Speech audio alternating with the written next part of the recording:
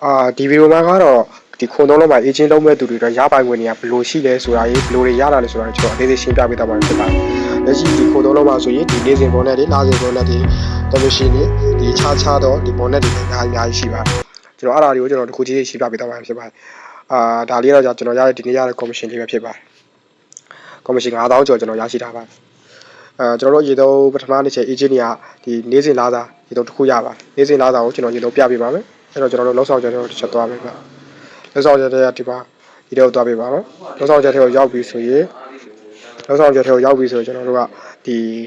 နေ့စဉ်လာတဲ့ဘောနဲ့ဆိုပြီးတော့ကျွန်တော်တို့ရိုက်ရှာအဲ့လိုတစ်ချက်နေပေးလိုက်ပါနော်။ဟုတ်ကဲ့ဗျာကျွန်တော်တို့နေ့စဉ်လိုက်တဲ့ဘောနဲ့လေးစီးနေရောက်ပြီနော်။အဲ့ထဲမှာဆိုရင်ကျွန်တော်တို့ကဘယ်လိုရလဲဆိုတာကျွန်တော်ပြပေးမယ်။ကျွန်တော်တို့ကပထမဆုံးနေကျွန်တော်တို့ကဒီ3ရောက်နေဆိုတာ3ရောက်အထက်ရှာမယ်ဆိုရင်3ရောက်အထက်ကဒီ9စ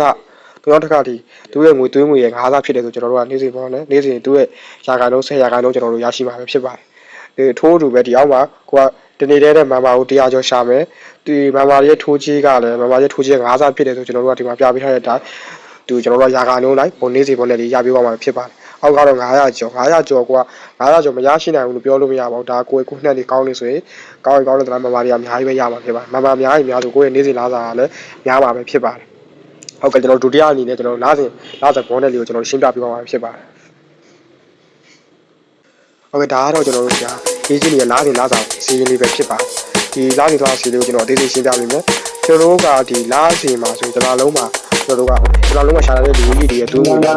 စဉ်ရမှာဖြစ်ပါတယ်ကျွန်တော်တလားကိုကျွန်တော်တို့တရက်နေ့ထားရက်တွေတို့သက်ဆိုင်ရာဒီဆရာတွေမှာတွားပြီးတော့ရှောက်လို့ရတယ်ဗျာကျွန်တော်ပထမဆုံးအနေနဲ့ကျွန်တော်တို့ကဒီတလားထဲမှာကျွန်တော်တို့ကပထမဆုံးသွင်းငွေ10ရောက်ရှာတယ်တတိယသွင်းငွေ6ရောက်ရှိပဲဆိုကျွန်တော်တို့တေးကြတယ်ကျွန်တော်ဒီမှာ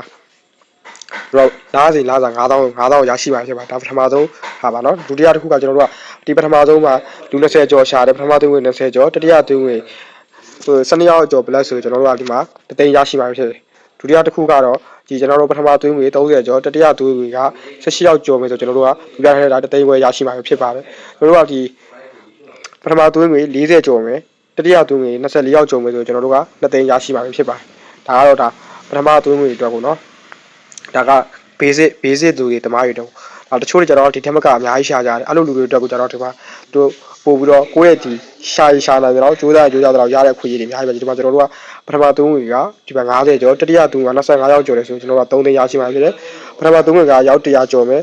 တတိယသွင်းငွေသွင်းသူက90ဆိုကျွန်တော်တို့ကဒီမှာ6သိန်းကျော်ရရှိမှာဖြစ်တယ်ဒီနောက်ဆုံးနေကတော့ဒီမှာပထမသွင်းငွေ200ကျော်မယ်တတိယသွင်းငွေ100ကျော်မယ်ဆိုရင်ဒီမှာ15သိန်းပဲရရှိမှာဖြစ်ပါတယ်ဒီမှာကနောက်ဆုံးဖြစ်တာဆေးအေဂျစ်ဆိုတာက PBS စားလိုက်တာရန်ရှာတဲ့သူတွေအတွက်ကြတော့ဒီမှာပထမသွင်းငွေ300ကျော်မယ်တတိယသွင်းငွေ150ကျော်မယ်ဆိုရင်30ရရှိမှာဖြစ်တယ်နောက်တစ်ခုကပထမသွင်းငွေ1000ကျော်မယ်တတိယသွင်းငွေ900ကျော်မယ်ဆိုတာကျွန်တော်တို့350ရရှိမှာဖြစ်ပါတယ်နောက်ဆုံးနေကတော့ပထမသွင်းငွေ1000ကျော်မယ်တတိယသွင်းငွေ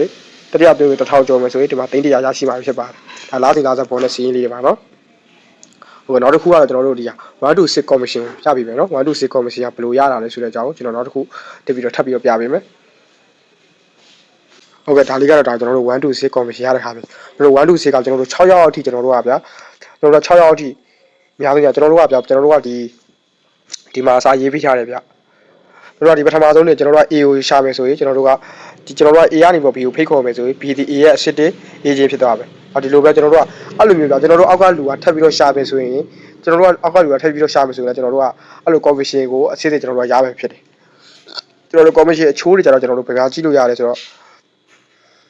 ကျွန်တော်တို့ commission အချိုးတွေကိုကျတော့ကျွန်တော်တို့ဒီ promotion ရဲ့ဝင်ကြည့်လိုက်မယ်နော်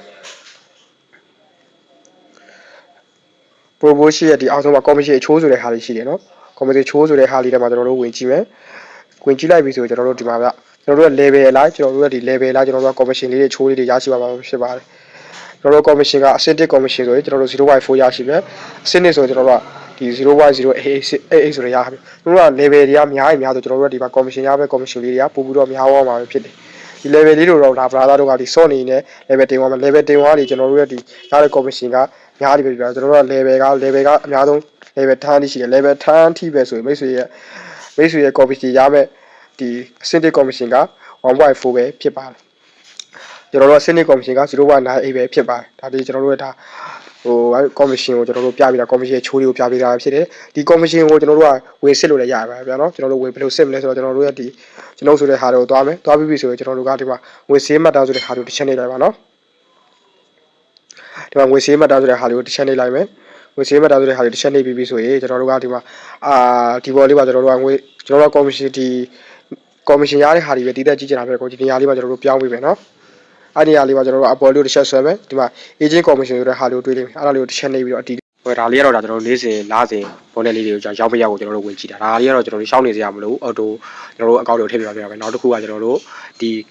ကျွန်တော်တို့မန်မာလေးရှာပြီးတော့ကျွန်တော်တို့မန်မာလေးရှာပြီးတော့ဒီကျွန်တော်တို့တယောက်ရတယ်ဆိုစပင်လေးဝင်လှည့်ပြီးတော့ကျွန်တော်တို့ဒီကစားမဲ့ဖောက်တဲ့ဟာလေးရှိအဲ့ဒါကြောင့်ကျွန်တော်တို့ဒီမှာပါဗျာနော်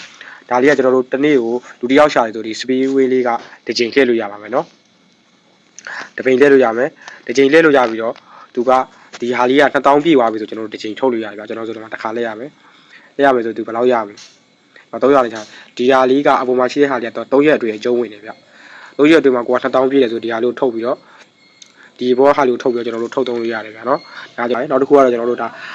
TikTok တွေ social media သုံးတဲ့သူတွေအတွက်ပို့ပြီးတော့အဆင်ပြေတဲ့ format တွေတခုရှိပါသေးတယ်ဒါလေးကတော့ဒါ TikTok သုံးတဲ့ဒီ Facebook သုံးတဲ့ YouTube သုံးတဲ့ဒီအစားအစာရှိတဲ့ platform တွေသုံးတဲ့သူတွေကိုဒါလေးက format လေးပဲဖြစ်ပါတယ်ဒါဒီနေ့မှကျွန်တော်တို့က video ကိုအနည်းဆုံး video ကိုvideo သုံးဖို့လုပ်ပြရပါ video သုံးဖို့လုပ်ပြီးတော့ကျွန်တော်တို့ video live ကိုကျွန်တော်တို့ကဒီ format လေးတွေပြရသွားတဲ့ဟာလေးပါနော်ကျွန်တော်တို့ကဗီဒီယိုကို free ချက်1000ချက်ကျွန်တော်တို့ရရှိပါကျွန်တော်တို့ကဗီဒီယိုတစ်ခုလုပ်မယ်ဗျာဗီဒီယိုတစ်ခုလုပ်ပြီးပြီဆိုကျွန်တော်တို့ကဒီသက်ဆိုင်ရာဒီ service ကိုကျွန်တော်တို့တော့ပြောပြီးတော့ဒီဗီဒီယိုကြေး free ကြေးလေးကျွန်တော်တို့ကပြန်ပြီးတော့ bonus အနေနဲ့ပြန်ပြီးတော့တောင်းယူလို့ရပါတယ်